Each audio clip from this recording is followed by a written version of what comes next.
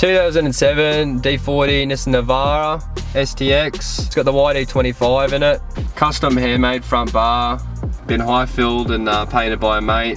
Spent about 50 hours fabbing the front bar up. Didn't have a tube bender, so I had to use all steam bends, so quite labour intensive. It holds a Smitty built 10,000 pound winch.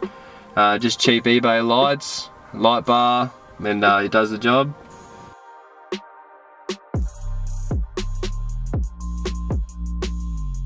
Compound turbo setup I built in my workshop with the help of Reese and Ben at G&L Performance. They sized all the turbos and worked with me to build everything.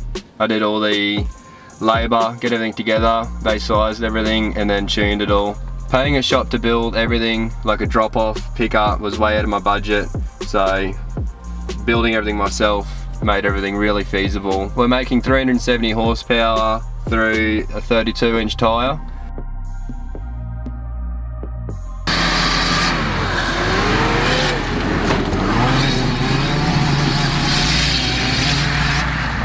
Plus 30 injectors, we had a stroke common rail pump, 100 shot of Zex nitrous.